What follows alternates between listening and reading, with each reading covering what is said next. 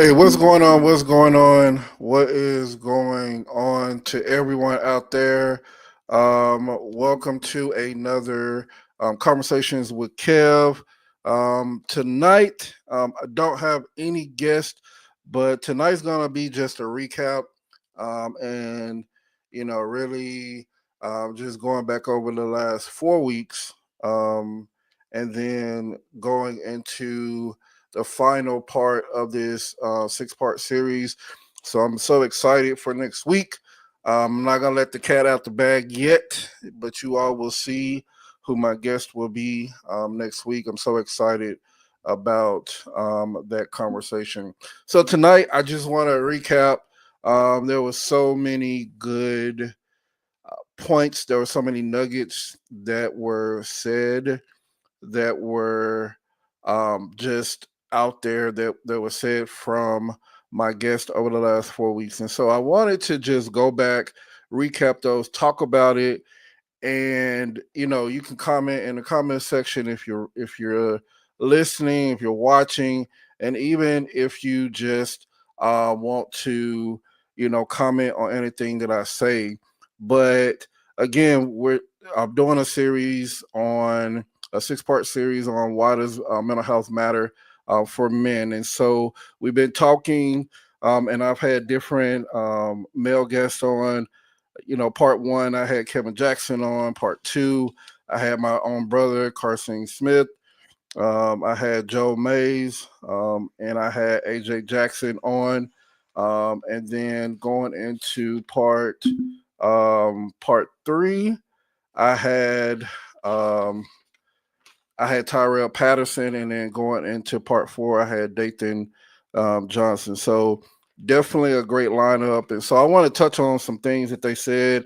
It was a lot of stuff, and I couldn't try to talk about everything in this short period of time that I have on my podcast, but I definitely wanted to recap on some things that were talked about. So let's start with part one with Kevin Jackson, first guest. When I started this series, one of the things he said was logic expands over what's reality. Logic expands over what's reality.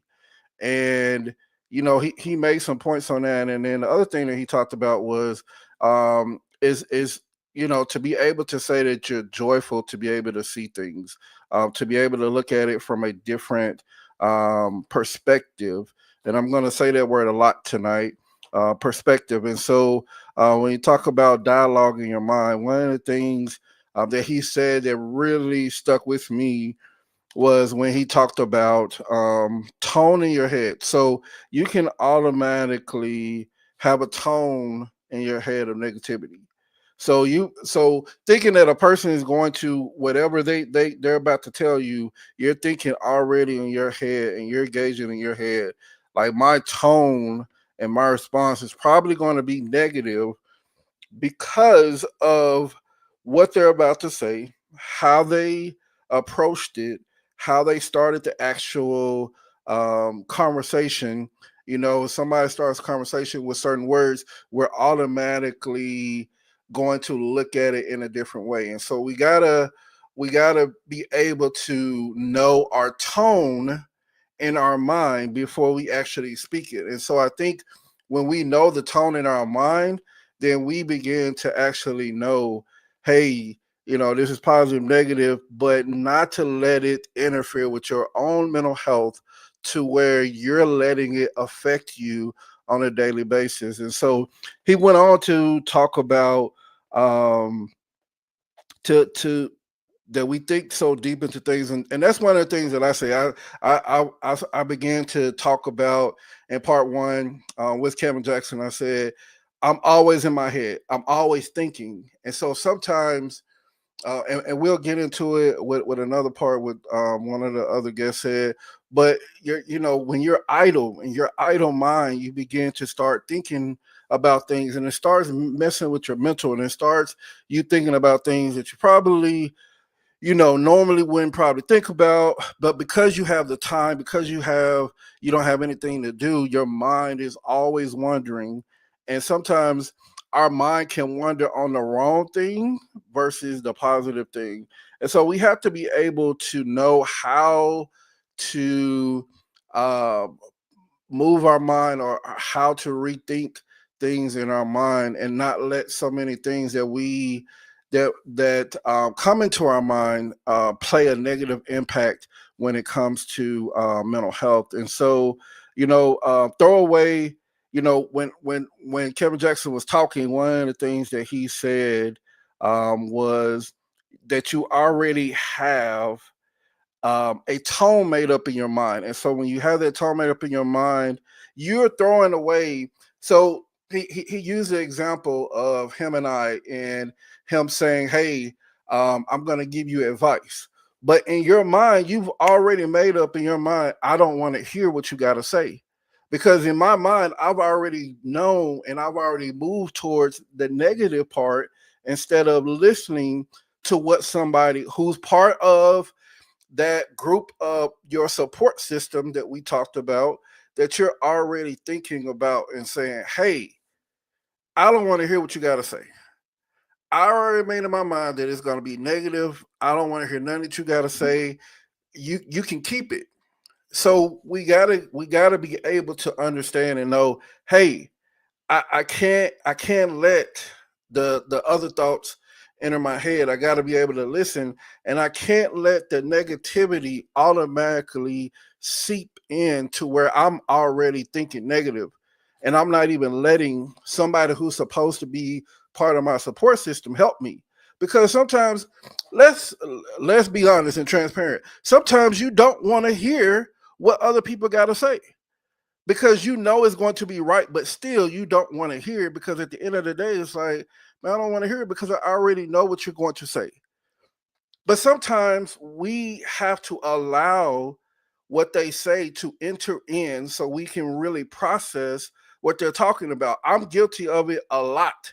And the people that's watching and know me know that I'm guilty of, I don't want to hear what you got to say.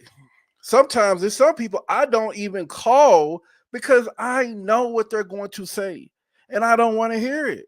And that's okay sometimes, because sometimes you're just not in the mood, or you don't want to hear what somebody has to say. But at the same time, we have to be open to be able to understand that no matter what, they're there as our support system. So let them be a support system for us.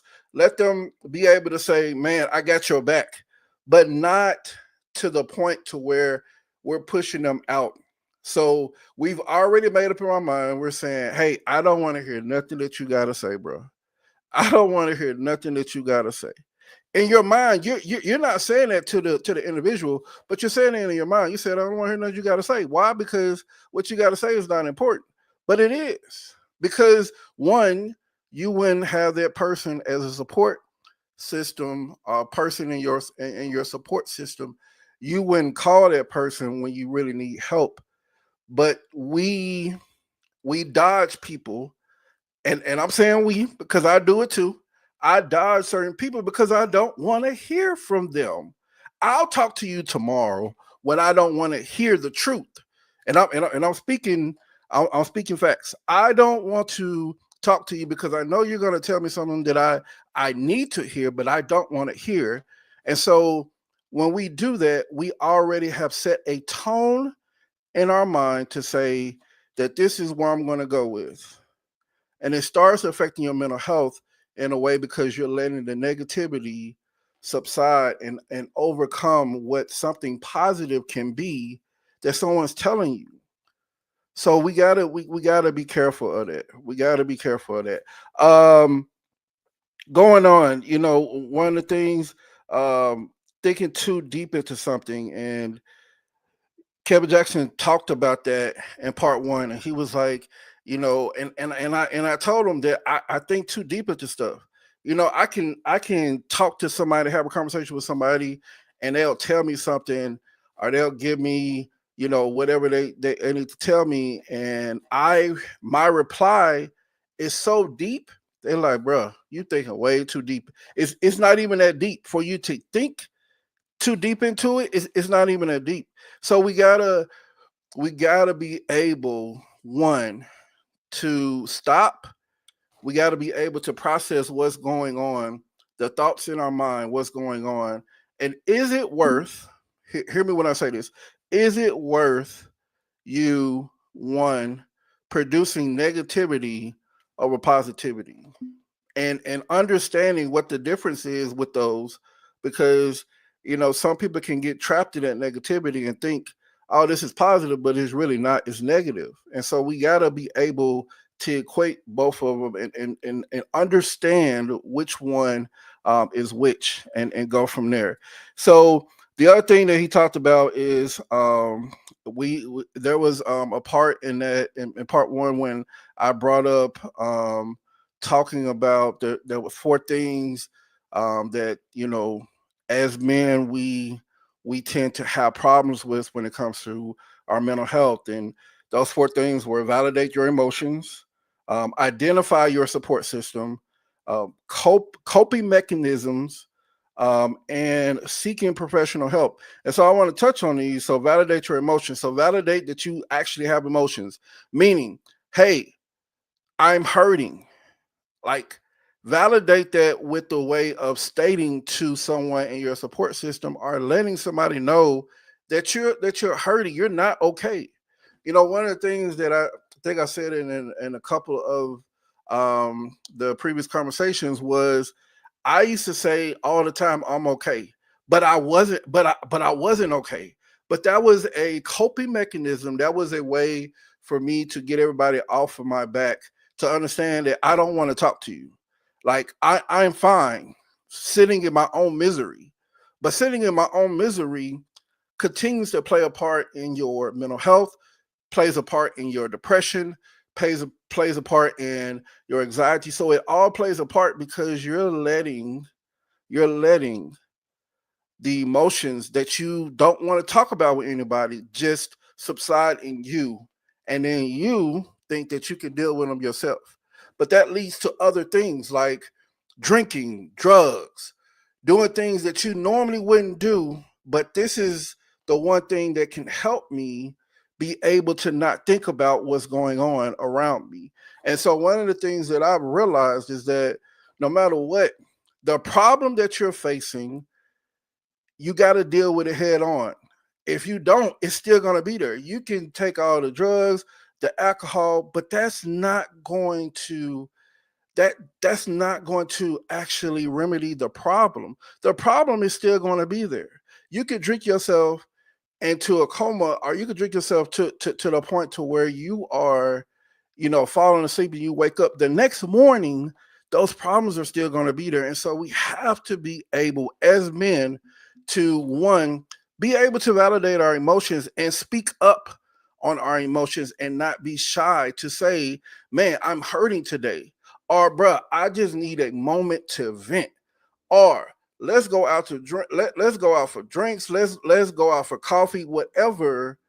But I need to be able to validate and talk to somebody about my emotions, because if you don't, they begin to stir up and cause other things, health issues, and all of that. And so we got to be mindful of that when it comes to talking about our emotions. Now, the next thing, identify your support system. Now, I talked about in part one, I talked about my support system, and having that support system is very important. When you're going through, it's those people who are going to be there. They don't need to have validation to say that, hey, I'm part of your support system. There's an understanding there that they're a part of your support system, because you speak to them on a regular. They know you and they see you. They capital SEE see you versus just SEE. And so let me break the difference down, because there is a difference. All right, and well, in Kevin's understanding, there is a difference between capital SEE versus the lower SEE. And so here's the difference for me. When you talk about lower, spelling SEE lowercase, you're saying, hey, I see you. I see you. I see what you're wearing. I see the clothes. Hey, you might be smiling, whatever. You might got the fresh cut, whatever. You're doing your thing. You got the nice J's on. Hey, you're doing your thing. But the capital SEE is, hey, bro, something's not right. You're off today. You're off today. Something's not right. Your energy's off today. Something about you is off today. And so, how do you get to that point to be able to say that to someone without it coming off as a problem, but as I'm helping in a concern, and I want to be there for you because I'm part of your support system. One thing I would say is being part of the support system, a couple of things. Don't push too hard because you'll push the person away, but push enough to where they know that you're there for them. I remember when my mom and my dad died, and back then, I was wanting that support system. I was needing that support system, and the people I had in my life at that point, um, they were there, and they were people who saw me, people who were able to recognize um, when I just needed someone to be there in a room. Sometimes I don't need you. People don't need you to always come with a solution. Sometimes I just need you to be there as a friend, as a brother, whoever. I just need you to be there in the room. I just need you, even if it's on the phone, even if it's FaceTime.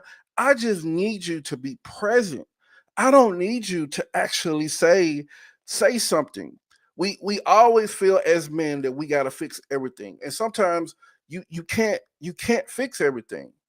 You can't fix the passing of a loved one, but you can be there to support that person, that friend, that brother of yours, to say, "Hey, I'm there for you. I'm there for you," and for them to hear that is more than anything else. You don't have to feel like you got to say the words, and that was the biggest thing for me. Was the people that were around at the time when my mom passed, they were they weren't trying to fill a gap or feel like they needed to say something to make sure that I that they were a part, or they that I felt like they were there for me. As long as you were present, sometimes your presence is all that a person needs. I'm telling you from experience, that's all they need. So moving on, coping mechanisms. So um, when we talk about this, and when I was looking this up, it's talking about how people cope, and people cope different ways. When it comes to mental health, people cope, like I said, with drugs. People cope with alcohol. People cope with sex. Let's be real. People cope with other things, other vices, to be able to block out what's going on. But again, like I said earlier, the stuff is still going to be there. It's up to us. How do we deal with the mental health that's going on in our own brain? How are we able to say, man, like I have one, admit that you got the problem, that I have a problem, like I'm depressed. Admit that. And then be able to say, how do I combat that without going left to alcohol, going left to drugs, going left to sex?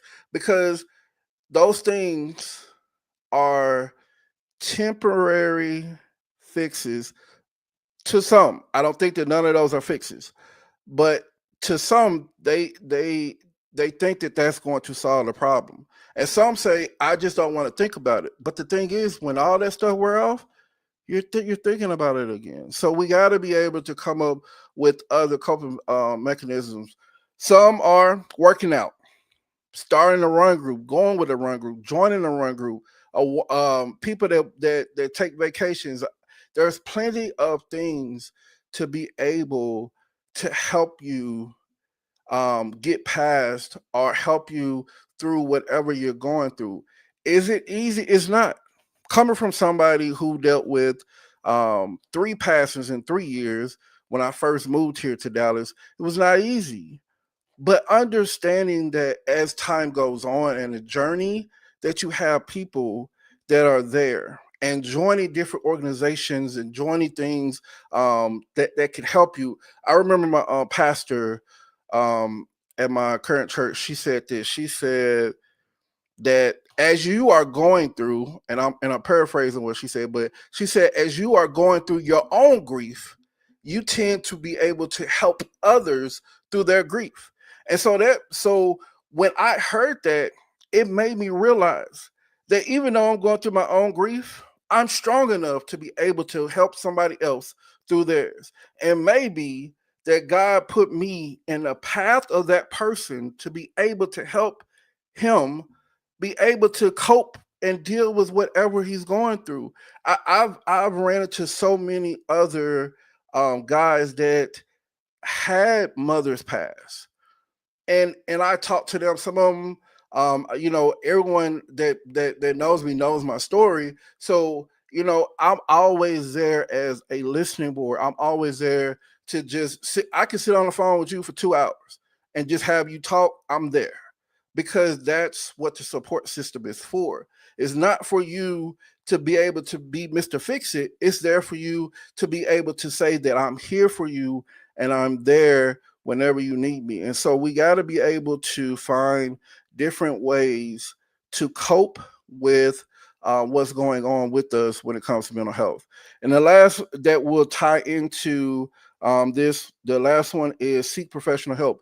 Now, I touched on this when Kevin Jackson and I was talking, and one of the things that I think that is important to say, a lot of people will say, well, I got my pastor, but I've been in churches to where even the pastor says you still got to go and seek professional help. I don't have a degree as a psychologist or psychiatrist. There are still people out there that went to school that have the knowledge and the tools to be able to help you through whatever you're going through. So be able to seek that professional help and be able to be okay and open. Now, one of the things that that we talked about on that show was that it's hard. Like going to find a therapist is like trying to find a barber or a church because you are searching until you find the right one. And trust me, it is not easy. You would think that when you talk to a therapist, oh well, this gonna be my therapist. No, it's not easy.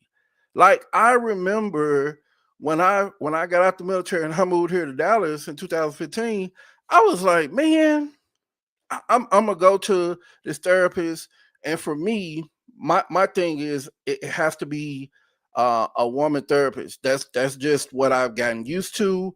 There's nothing against the male therapist. That's just what I have been able to get used to. And so, coming here, I was like, oh, I found one. And so COVID hit, and I was like, man. So after COVID, went back to her. She said, "Oh, I'm not seeing patients no more." So now, like any other thing, when you try to, when it comes to like people, like men trying to find a barber, or men trying to, families trying to find a church, you got to shop around. And as crazy as that sounds, that's what you got to do to be able to feel comfortable, to be able to be open and honest. So I'm gonna say that again: to be open and honest, because that is the true way of you being able to be free of the things that are binding you and the things that you're going through, is to be able to say that I'm free. This is no longer bounding me. This is no longer holding me.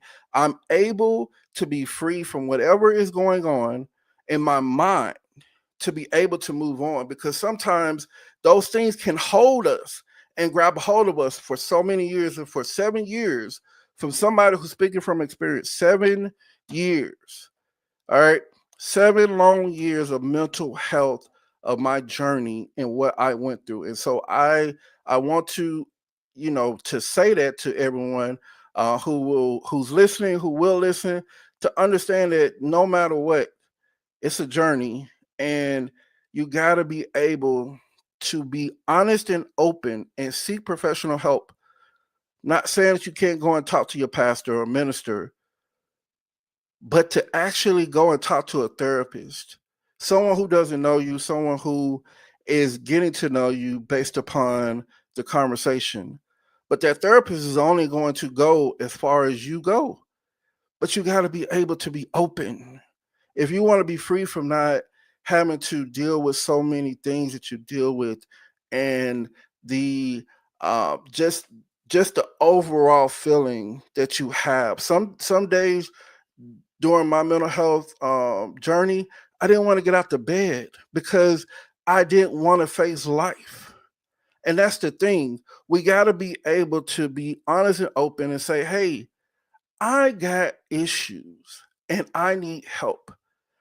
I need to be able to learn how to deal with X, Y, and Z because I don't want to be in the same state like I am next year. Not saying that I'm not going to be depressed, not saying that I'm not going to be going through issues, but the understanding is I don't want to be in the same state that I was in this time next year. I want a change. But how does that change happen if you're not honest and open? So we got to be able to be honest and open with someone who has that professional background. All right. So moving on to part two. All right. So part two, I had my brother Carson Smith. I had one of my frat brothers, Joe Mays, and then I had one of my other frat brothers, AJ Jackson, on that part two. And it was a real great conversation. And to have my own biological brother on there, he was able to speak on some things, to be able to for viewers to be able to understand it from a different aspect, to show that, hey, man, okay, you got your brother, you got you. And so going through things that we went through as children growing up, and understanding that, yeah, I have had some mental health battles. So some of the things they said, Joe said, see and hear things different. It's a storm waiting to brew. So one of the things, and I really wrote this down when he said it's a storm waiting to brew. Waiting to brew, meaning in your mind, because I asked the question, what does mental health mean to you? And so Joe said, it's a storm waiting to brew. Because in your mind, and I, when he said it, I totally understood it, because you don't know how you're going to react. You don't know where your mind is going to take you, because again, when the idle mind sits for a while, you can sit and there's so many things that can come up and brew up, to where it's a storm waiting to happen. It's a storm that's brewing, because you're holding so much in, you're holding so much weight in, that you're not able to release it, because one, you haven't sought professional help. Two, you don't have the support system that you really truly need. And so now you're dealing with all this stuff by yourself, and you're locked up. And one of the other things that I would touch on, but I'm gonna say it right now, but I'm gonna touch on it a little bit more, is isolation. And so now you're dealing with the storm that's brewing, and you're isolating yourself, because that comes with mental health. You're isolating yourself from the rest of the world. So now you're in isolation. Now your mind is wandering. So now, if anybody knows a storm, and it could be people who live in Dallas can understand this. It can be sunny. Next thing you know, the clouds start coming. It's building. Next thing you know, a little drizzle. Next thing you know, rain. And before you know it, flat out thunderstorms. It's raining, it's hailing. And so that's where the storm is. It's a buildup from being sunny to all out hell. And so we have to understand that we have to be able to know and see those things before they happen. And how do we get to that point? That's a good question. How, like everyone has their breaking point when it comes to mental health. Everyone has their breaking point of understanding, man, I am trying to push through. But some days I just can't push through. I can't push through because I'm dealing with X, Y, and Z. I can't push through because everything is on me, on my shoulders as a man to be able to deal with. So how can I push through? And the thing is, going back to what I said that was talked about in part one, is to have that support system and to seek professional help. But the thing is, when you recognize that you have a problem and that the storm is about to come before and I did in levels. So you're going from sunny to clouds. When you see the clouds, red alert, you should automatically be like, okay, I need to hit somebody up. I need to do something so I won't be in this situation. And how do you do that? Like, how do you get to a point in your life to when you say, enough is enough? I'm not going to go this route anymore because I've been this route a couple of times and it's landing me nowhere. I'm doing a circle around my life because I'm still going through the same old thing. I'm still going through the same old thing. How do I get to a point to where I'm saying to myself, man, I have issues, and recognize that you have issues before it passes the cloudy stage and it gets to the rain stage, and then from the rain stage it gets to the thunderstorm stage, to it gets to the hell stage. When you get to the hell stage, it's like you done what do you do then? Because now you're at a point you're like, man, I, I could have asked for help, but I didn't want to because my ego got the best of me, because my pride got the best of me, because I don't want another man to know that I'm going through something. I don't want another man to know that I have marriage problems. I don't want another man to know that I have problems when it comes to smoking or when it comes to drinking. I have a drinking problem. If they're part of your support system, they're not going to judge you. But don't let it get to that stage of hell, that the hell is coming down and that storm has already been brewing, because it's brewing. But at what stage can you stop it from brewing? And so you got to ask yourself, do I want to stop when it's already sunny before it even gets cloudy? Or am I okay with just continuing on with the stages? And so you got to ask yourself that question. Moving on. Um, Joe said this. He said, being able to speak up and talk, being able to speak up and talk. And so my brother said this. He said, um, take care of your body translates over to your mind. And how do you deal with mental health? And so, one of the biggest things about men is, hey, we'll go, we'll walk, we'll go and work out to relieve the stress. I remember I was deployed. This was back in 2013. I was deployed. And somebody, when I say somebody made me mad, somebody made me so mad. And it started messing with me. And I said, man, I'm not going to take it out on this person.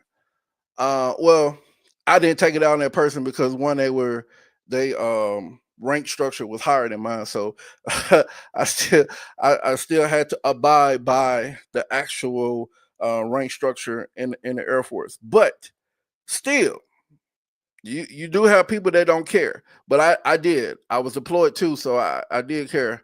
But what I did to blow up the steam, I walked. I felt like Forrest Gump that day. I'm not even gonna lie. I and I was in Afghanistan. I'm sorry, this is 2010. I was in Afghanistan, and if anybody knows that was in the military, that's been to Afghanistan, Iraq, all over there, and you know how hot it is during the summer. I was there during the summertime. It was triple digits. I was in my uniform and I walked like it was nothing. And I didn't know where I was going on that base. I just kept walking. But that walk helped me, one, process what took place. Two, understand, did I start asking myself, did I overreact to what was going on, to the situation? How could I have handled it better? Do I have someone here that I can talk to about it? And I did. So those things began to play in my mind to where when I came back calm. I came back with a different outlook. I actually talked to the person that made me mad, and we squashed it.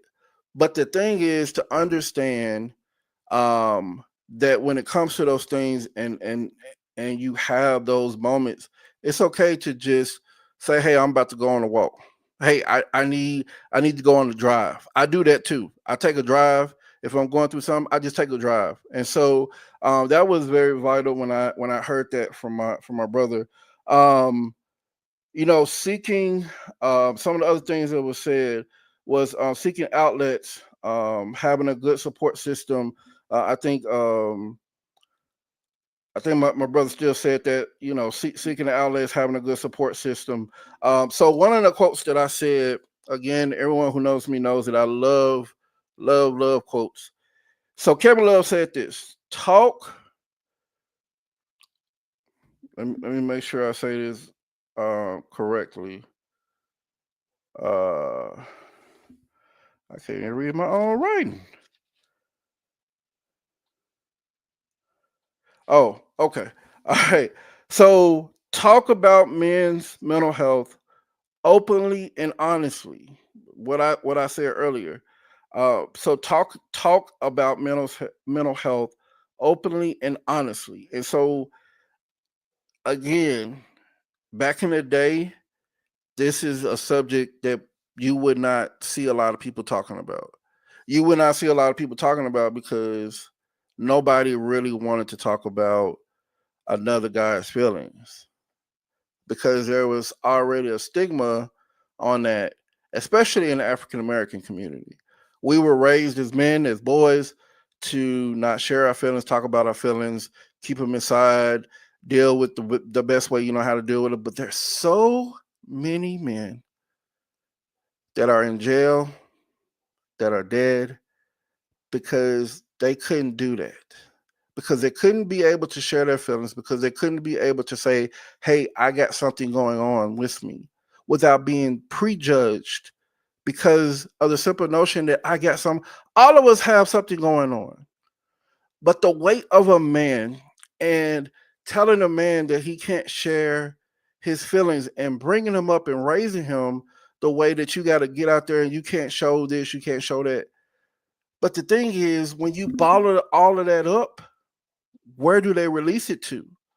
And so the only way for someone to release it to is through anger, through doing other things that gets them in trouble, because they're not saying what's really going on, because they don't have an outlet to say it to. So how do we get to a point to where we don't let this next generation and the generation behind that go through what my generation and the generations before went through?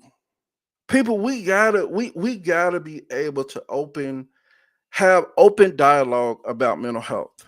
And I'm so grateful that we are in a time now versus back then, to where we're having that open dialogue, but we got to continue to still have that open dialogue.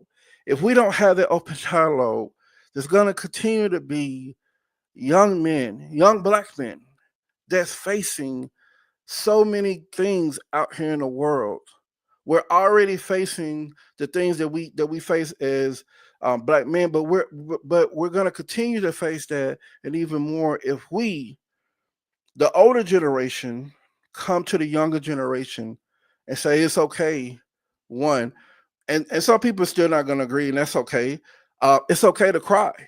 It's okay to show emotion sometimes. It's okay to be able to be open, not with the whole world, but with people that you trust, people that can be there, and people that can hold whatever you tell them and say, "Man, I got you."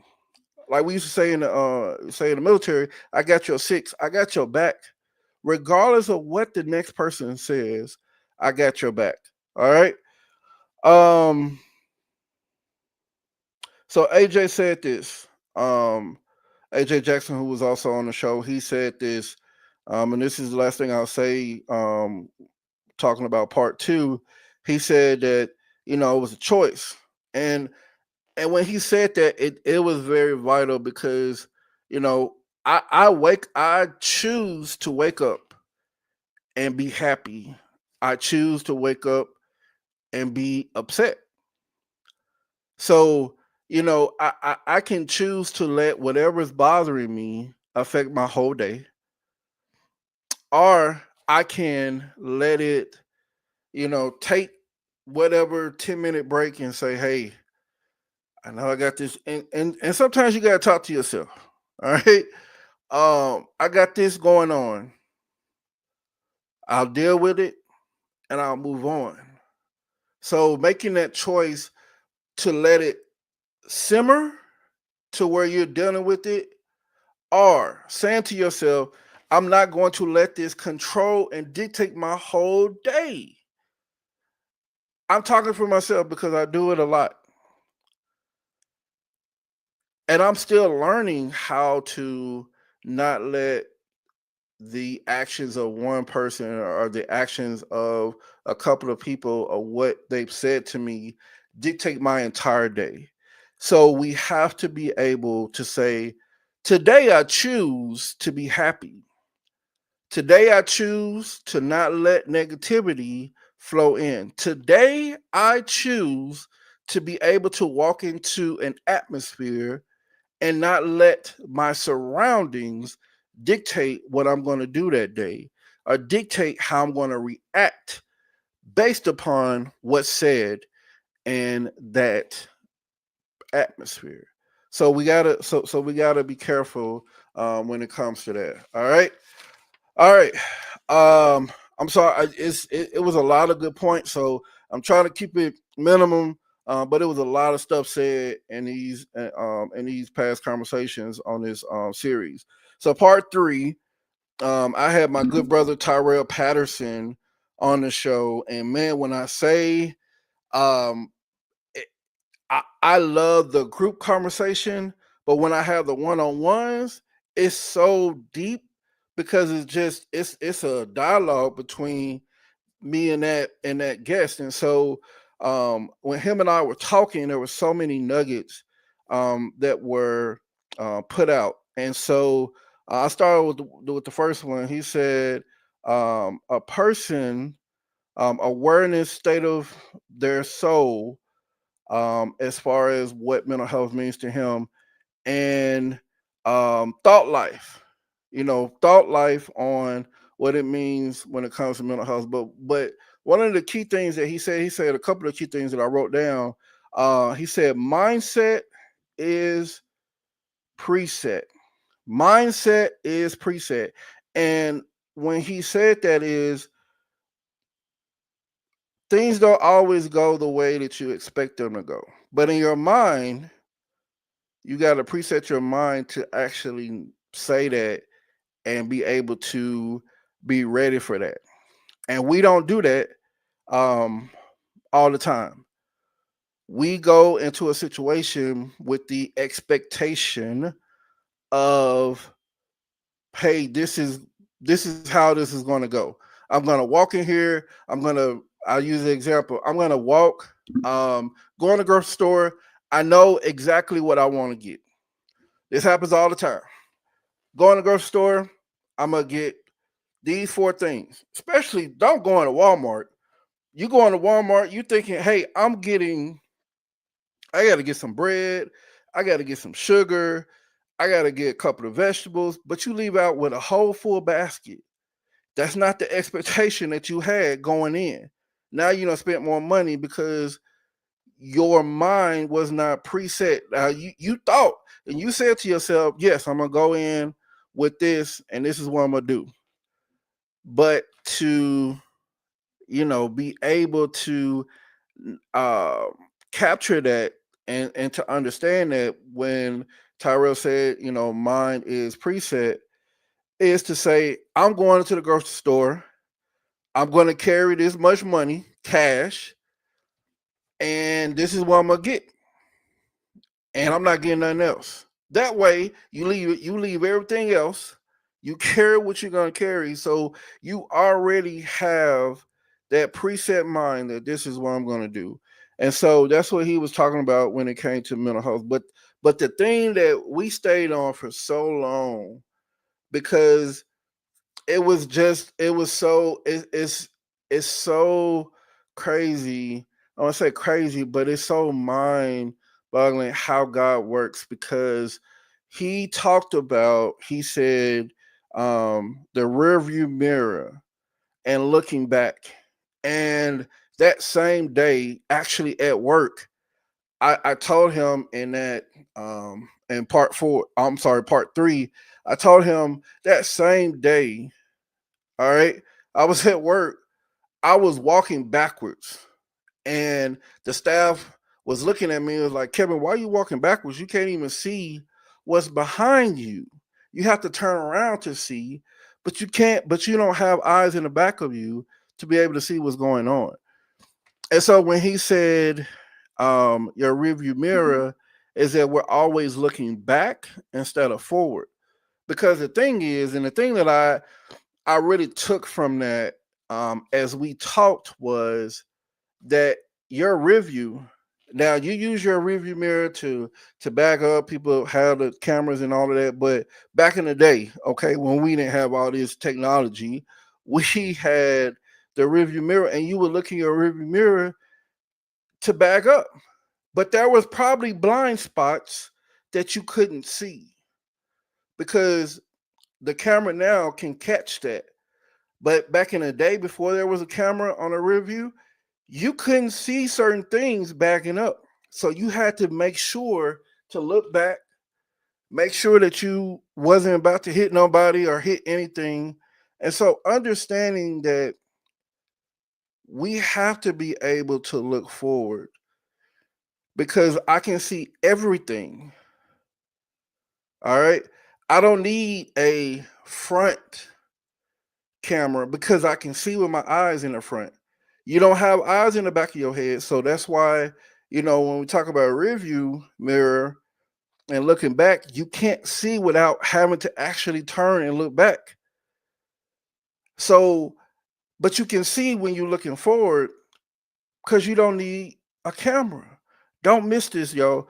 The understanding is that no matter what, when you're going through something, when it comes to mental health, understanding that your rear view are the things that are behind you. And those things are going to continue to be behind you.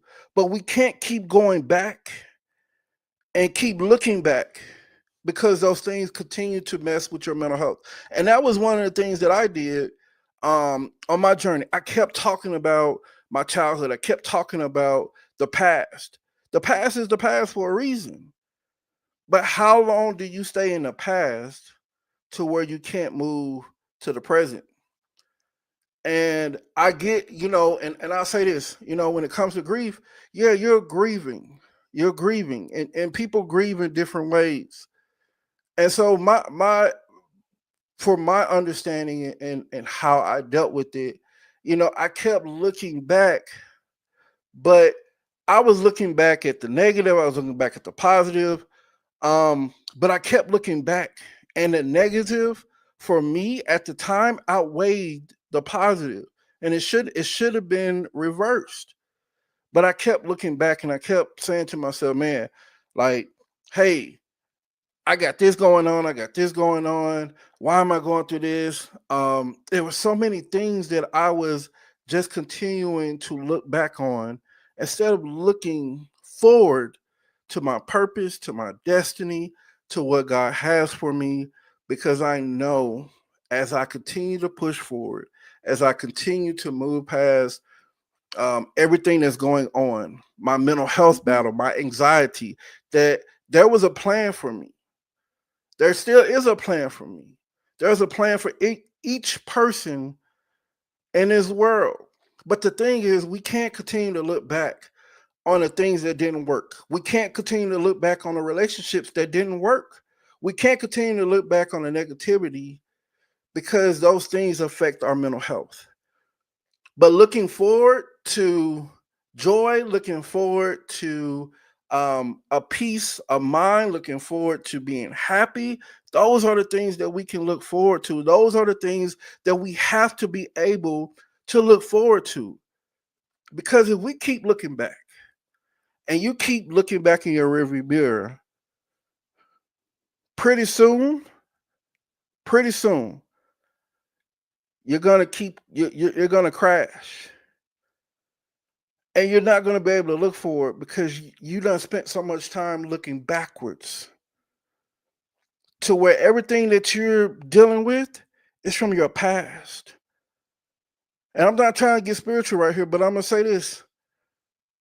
But God's trying to get you ready for your purpose, for your future, for what's in front of you, not what's behind you. The things of our past remind us of how God has gotten us to a certain point. Got it.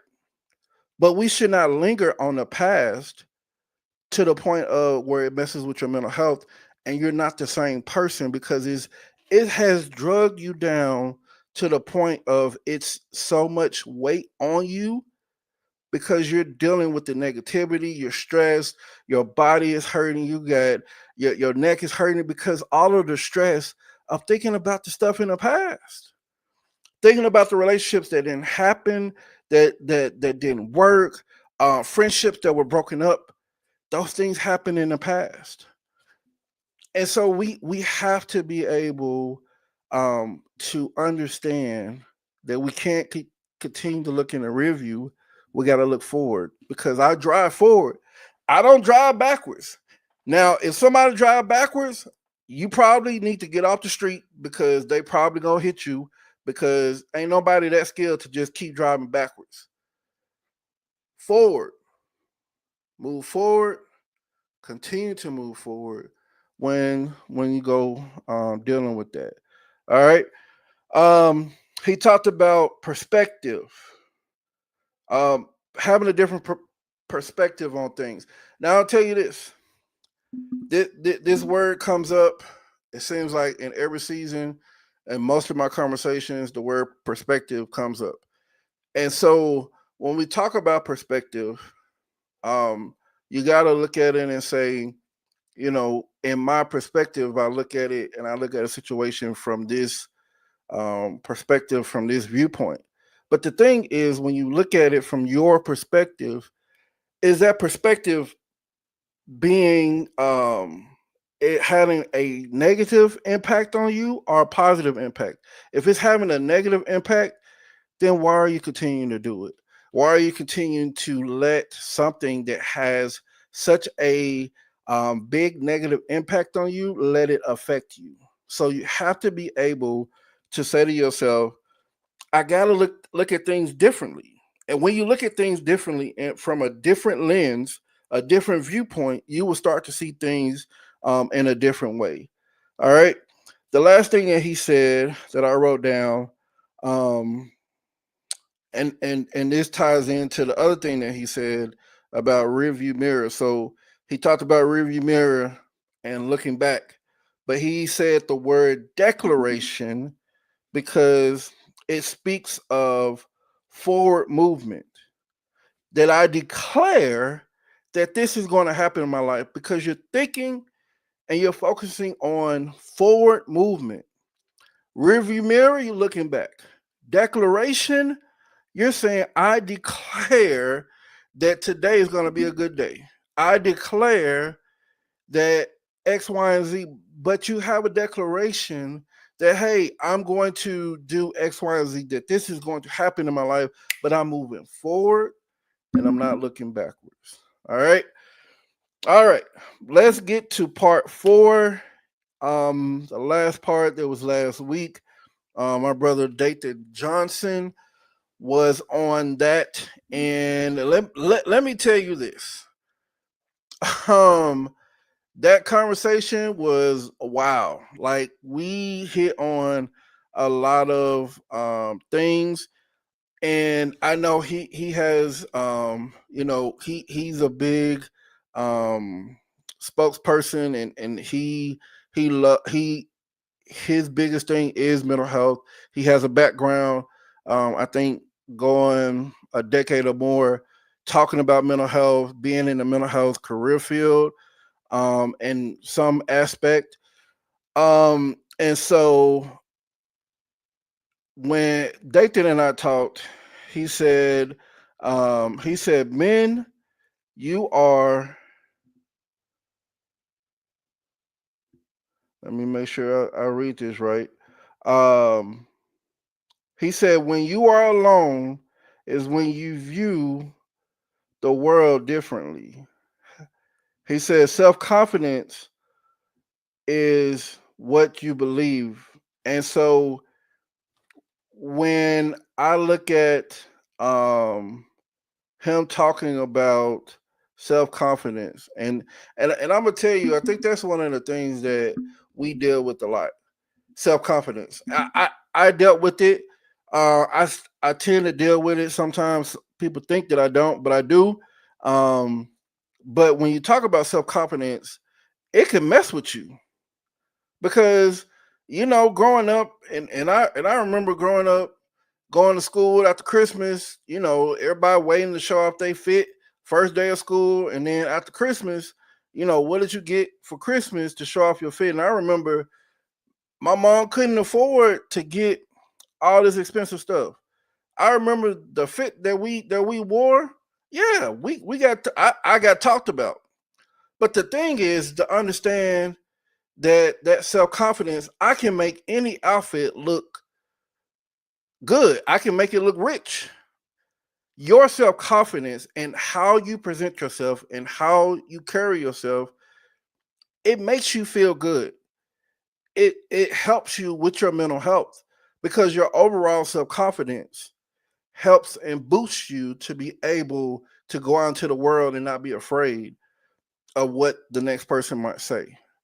Um, at my church yesterday, I'm sorry, not yesterday, Sunday, we talked about in teen church. One of the questions we did a student panel, and one of the questions was talking about what people wear, and you know uh, how does one look at a person, and how they what they wear, how they wear, does that affect them? Um, and my thing is, at the end of the day, what you wear is what you wear. And I know for me, my self confidence is based upon the fact that I got my dressing from my mom. Like, I love to dress. Anybody who knows me knows that I'm big on fashion. So that's my self confidence, being able to walk into a room, and somebody be like, "Dang, bro, you fresh." So, but the self confidence of understanding that no matter what, I'm gonna walk into a room, and I should be able to change the atmosphere of who I am as a person, not what I can do for the next person, not anything else, but to understand that no matter what I say or do, my self confidence builds me, and it doesn't hurt me to the point of it's affecting my mental on a daily basis. All right. All right. He talked about, when we talk about mental health, struggle with identity. Um, you know, how does that look? Being struggle with identity, father, being husband. Those were the things that he talked about. And so I came back and I talked about um, the grateful flow. And when I was talking about this, I had I was looking at um, a video of I think he's a rapper, but I know he's an actor because he played a role on the Shy. But I follow him on Facebook, and he came and he said, that he was dealing with being, drinking, and so he had been sober for 4 years, and so in him being sober for 4 years, um, he was dealing he dealt with mental health in that time, and he was dealing with mental health when he was going through his addiction with alcohol.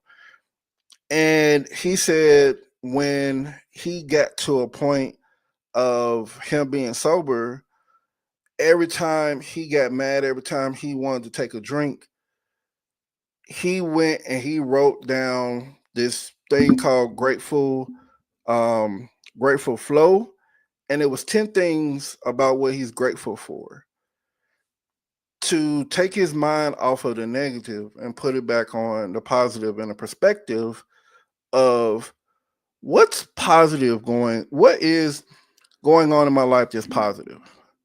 What's in my life right now that's positive, that's not having me think about taking a drink or doing anything else that's negative. And so that was very powerful when I watched that video. Hopefully, if I can find it, I will try to upload it so people can see it.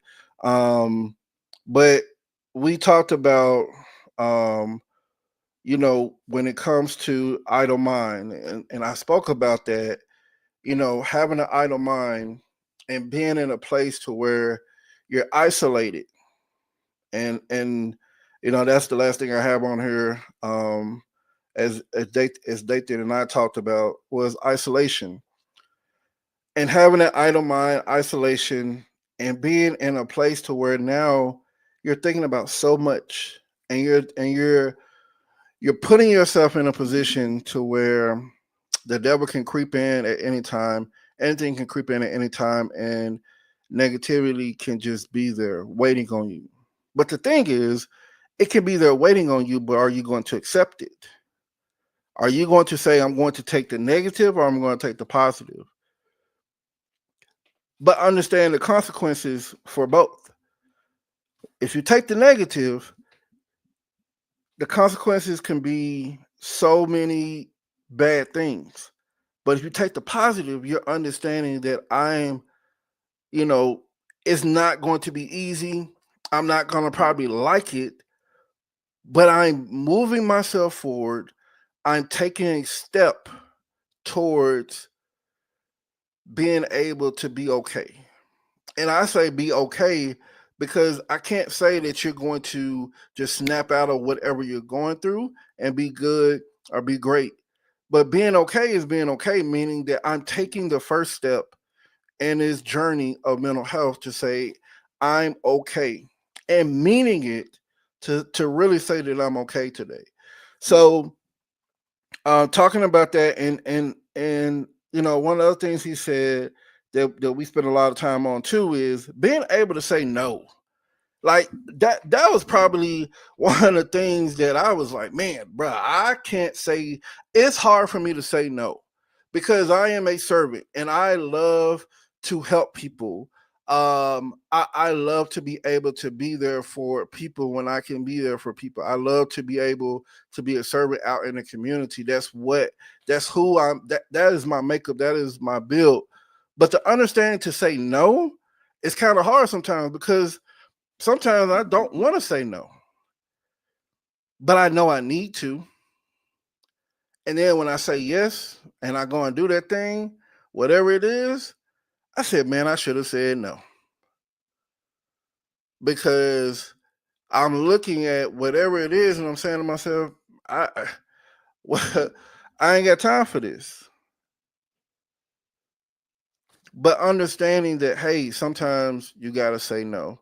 And so he said this, he said, we as men need to be needed in one way, form, fashion. We need to be needed.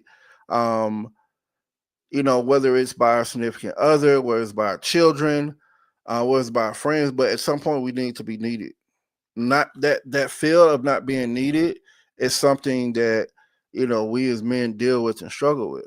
And so yeah. And so last thing, of course, I already talked about isolation. So like I said, this was definitely a great recap of the last four parts 1 through 4 of why is mental health important when it comes to men. So I hope that took something out tonight. You go back and you listen and take some nuggets out of what my guest said, out of what Kevin Jackson said, out of what my brother Carson said, out of what Joe and AJ said in part 2, out of what Tyrell said in part 3, and out of what Dathan said in part 4. There's something for somebody in any of those parts. The thing is, what part of what was said, can you take and say they're talking about me? How can I be better in this? And being able to take that and say, man, I took this bit, this little piece, and I worked on myself from that. And that's okay. And that's if I don't get anything else and anyone gets anything else out of here, my prayer, my hope is that some people, men especially, take something from this and they help the younger generation understand that we have to talk more about mental health. All right. All right. So next week, part 6. So excited. 6 weeks. Next week, it will be that we've done this and people have tuned in. I thank you for your support again. But we have talked about why does mental health matter when it comes to men. And so I appreciate my guest, Kevin Jackson, Tyrell Patterson, Dathan Johnson, Carson Smith, Jr., AJ Jackson, Joe Mays. I appreciate you all for um, being willing to be open, being willing to be a vessel to be used and be able to say what needed to be said to during um, whichever conversation you were a part of. So next week, again, part 6 of 6-part series. I'm looking forward to it. Tune in. You don't want to miss next week. It's going to be a conversation like no other. I'm going to do a little twist. I'm not going to let the cat out the bag. Join to see what it's going to be. Until then, you all have a good night. This is Kevin from Conversations with Kev. Y'all have a good night. Be blessed.